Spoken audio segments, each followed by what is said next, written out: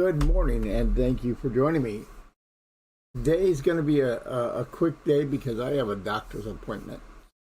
Found out yesterday, so sorry for springing it on you. So, we need to get started. Let's take a moment to share with others, and I'll be right back.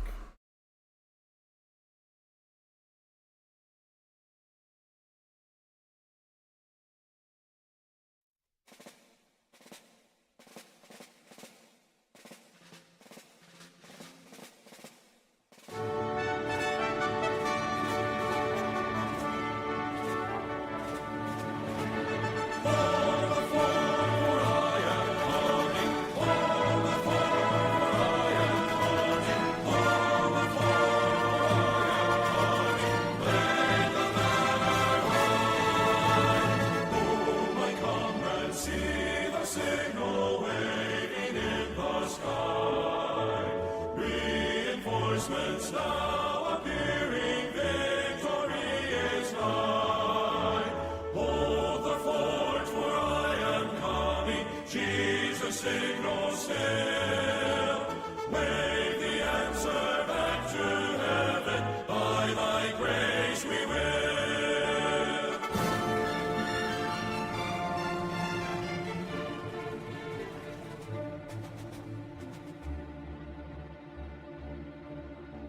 See the mighty host advancing, Satan leading on.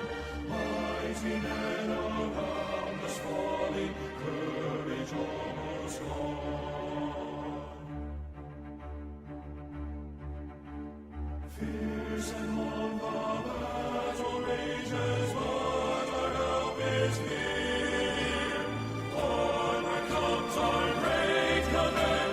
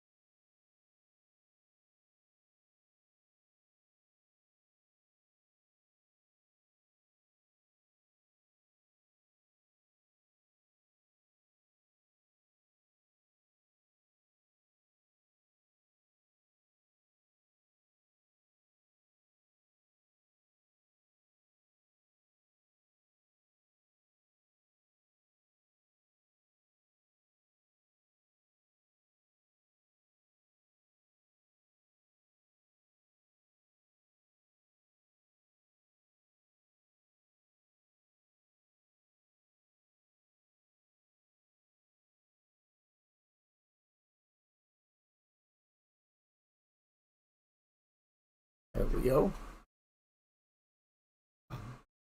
The only thing comment today is that it looks like there are going to be additional retirements from the from Congress on the Republican side.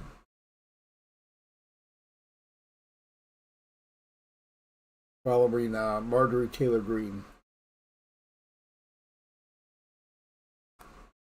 Not sure what that's all about, but although MTG was positive, was a positive voice in getting the Epstein files released, he was blaming Israel for everything, and I think that's what she was expected from the Epstein files, was to say, "See here's proof that it's Israel."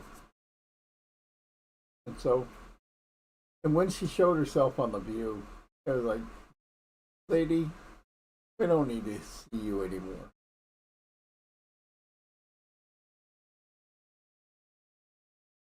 Um, but we really need statesmen back in our Congress. We don't need flamboyant people. We need people who just recognize that the United States doesn't need more laws. It needs the laws to be enforced, and many of the laws to be removed because they're oppressive.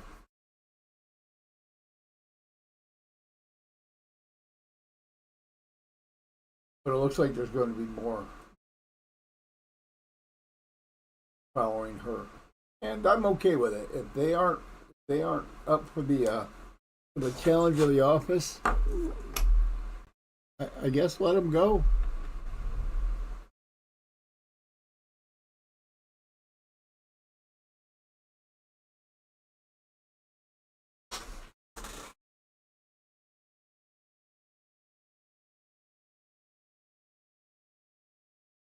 So anyway, let's get started with some jokes. Ritter's still making up for 4 weeks of being gone. He says, "What did the green grape say to the purple grape? Breathe!" And he said, "I pitched a sitcom about airplanes to NBC, but it didn't get picked up. They said the pilot was bad."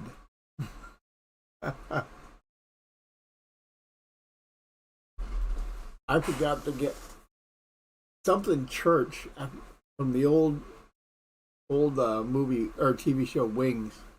That guy was funny back in the day. That was a movie. That was a TV show from the late '80s, early '90s. I bet most people don't think about it on a daily basis.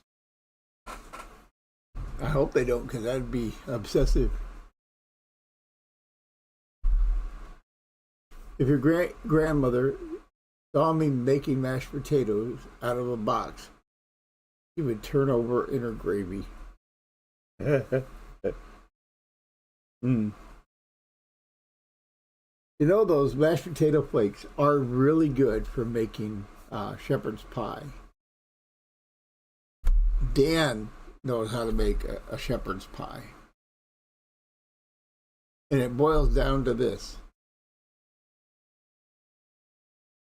You're up to November 21st. Well, what is the date today?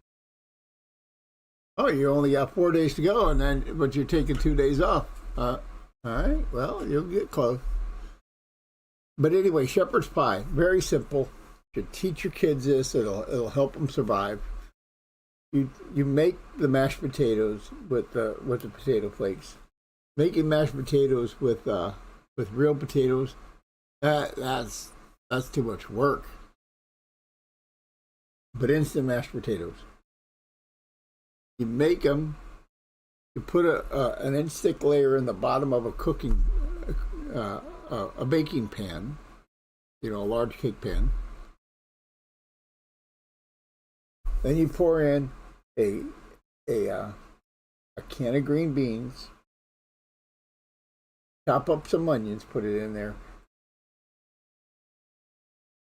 put some hamburger on top of that, and mashed potatoes again on top of that. Put that in the oven. I think it's 350 degrees for 30 minutes, but the time I'm probably wrong on. And once it comes out, it's this beefy, meaty goodness.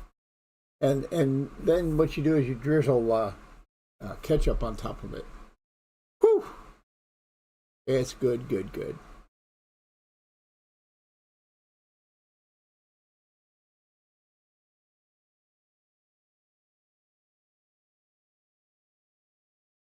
Your jokes are still okay, so just keep them coming. And you've got these on a calendar. I wonder if you're going to be getting a new calendar this year.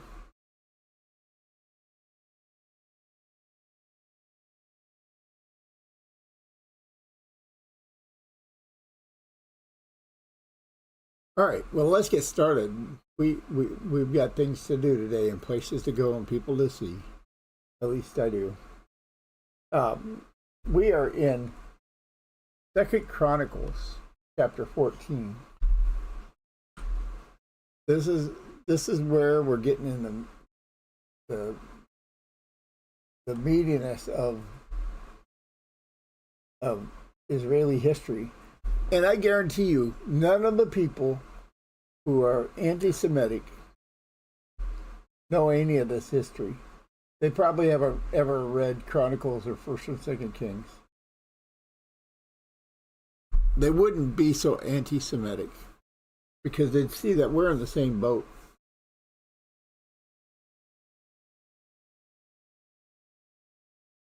But let's get started.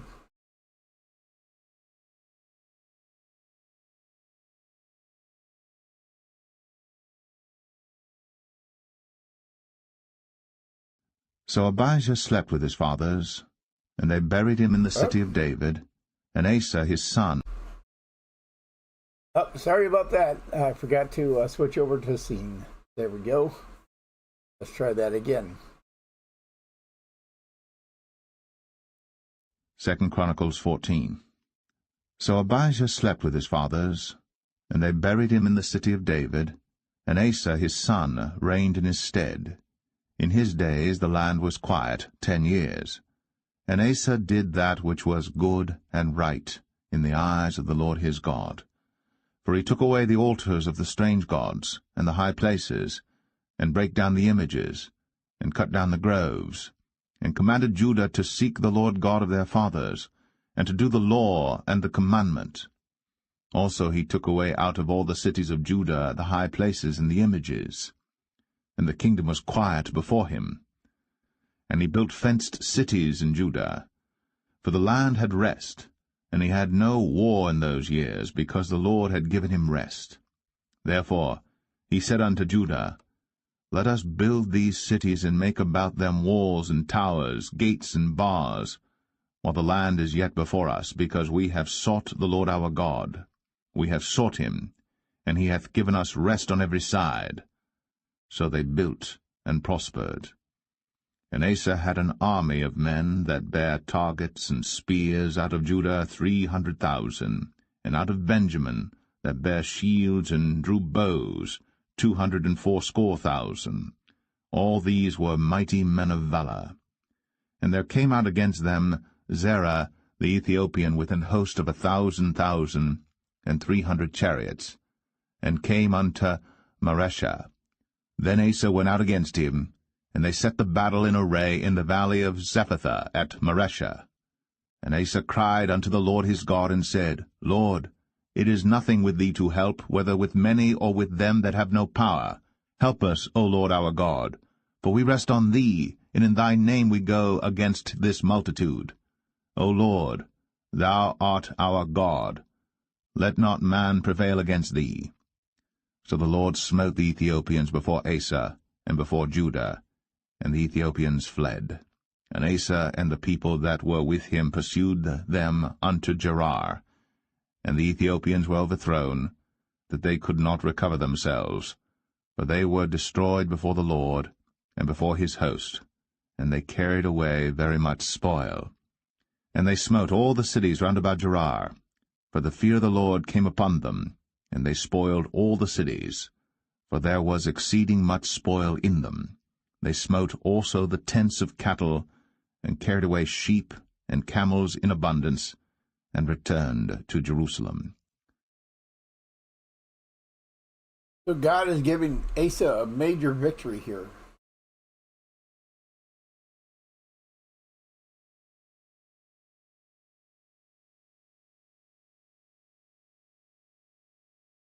But tomorrow we're going to be finding out more about Asa.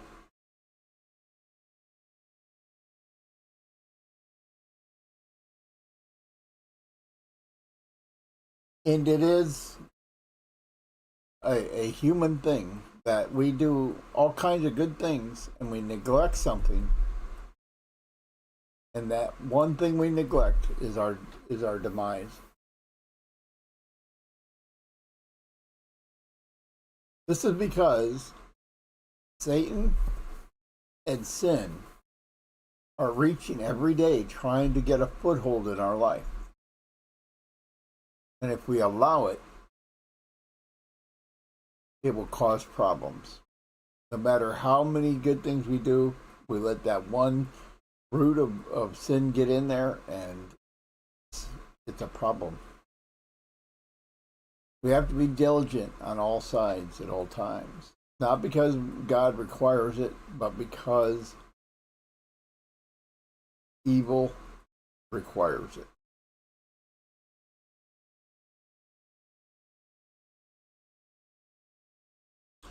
But many of the things that we have to deal with, we turn it over to God and say, Lord, this is hindering me so that I can't serve you.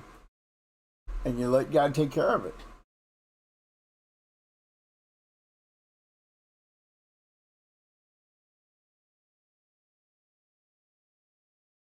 But one thing we do need to do is be aware that God is handling things. I remember when I was married and I had lost all my contracts and my software company was closed. We were about to lose our rented house. And the pastor had taken a offering from the church and gave it to us so that we could pay the bills and pay the rent.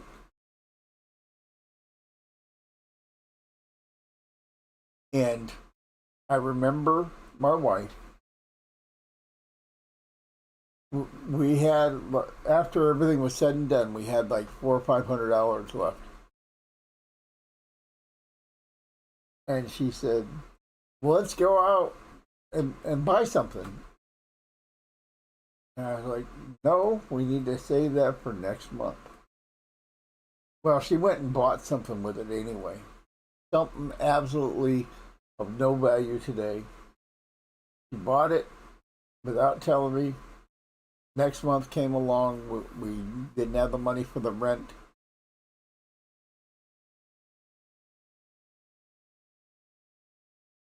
That was it.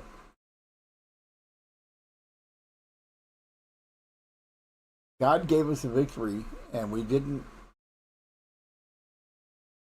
I failed in that I let my wife be the accountant for the family, and I should have learned my lesson, but I didn't.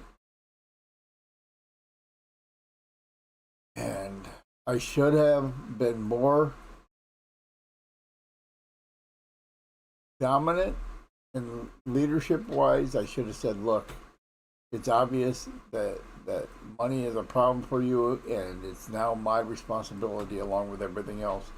But I didn't, because I knew that if I did, it would have caused problems, and she would have been a problem at that time. Well, it kept our problems a little bit down for a while, but the fact is, there was no more money coming from the church. I don't know why she thought that was going to happen again.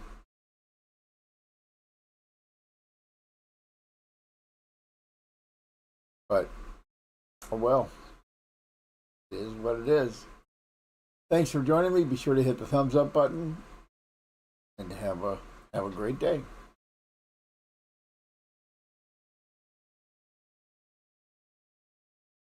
Oh wait, let's see what it says here. I may have to go to Iowa for a week in early December. Denison, Iowa. It's not a denizen. It's named after Dennis' son. It's not a denizen. I think I've driven through Denison, Iowa. It's probably grown since I've been there last. It was one of those towns where the only major accident that they had in that town was because the stop sign was out.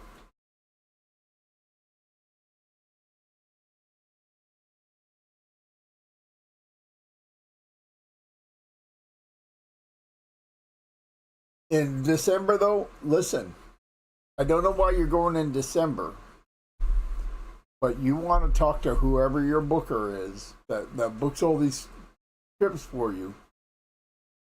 If it can be helped, you do not want to go to Iowa in December. Do not dress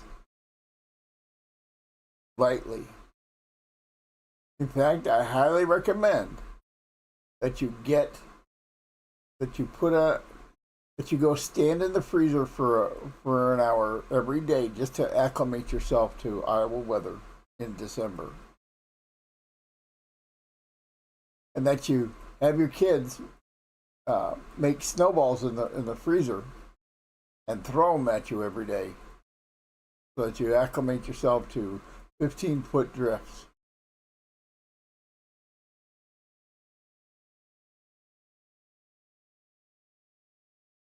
Oh, a new airport. Hey, don't worry about the golf course. In December, Iowa doesn't have golf courses.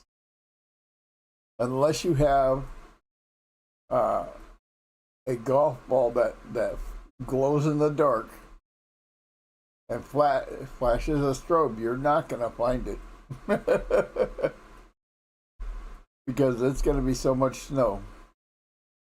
But the new airport,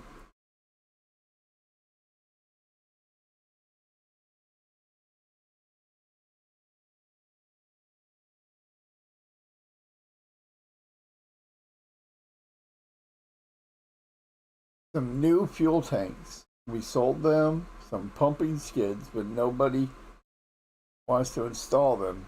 So we're going to do it. Okay, listen. Make sure the coffee is hot.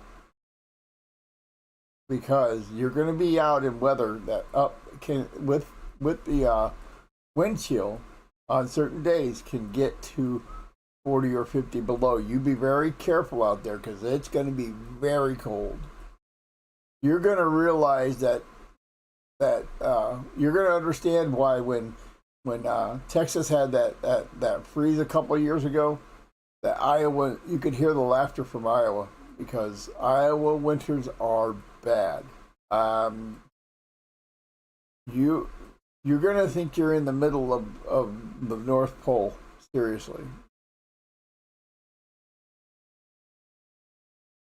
If you can arrange it, though, what I would recommend is that you go check out the UPS store, UPS store, and see if they can ship boxes in dry ice. And I highly recommend you do this. You get a container, fill it with Iowa snow. Put that in a dry ice container, ship it overnight to your kids, and let them have a snowball fight for real. Iowa snow is you got to behold it once in your life, and you're going to.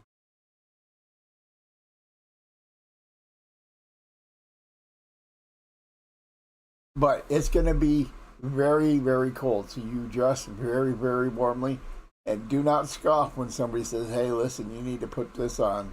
You go, "You're right. I need to." Don't have bare hands against that metal. It's going to be like sticking your tongue to a cold ice pole. Be very careful because you can get frostbite super easy. All right, well, be safe. Thanks for joining me and have a great day. Oh, let's get this not out of the way, but let's do this right now. Iesa, Washa, Dessa, Jesucristo es Dios, Jesus is Lord.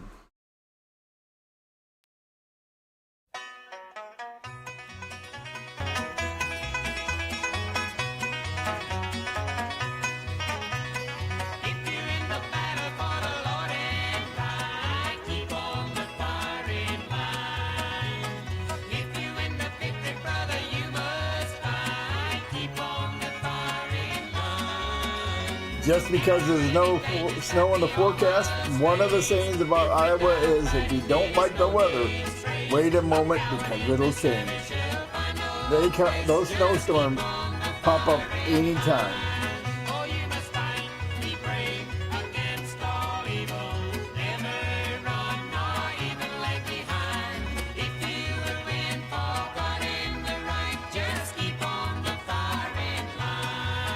Oh, and 20s and 30s, that's without wind chill. The wind will get up to 50 miles per hour, and you can figure out about a 20-degree drop at 50 miles per hour. The wind chill is a real thing.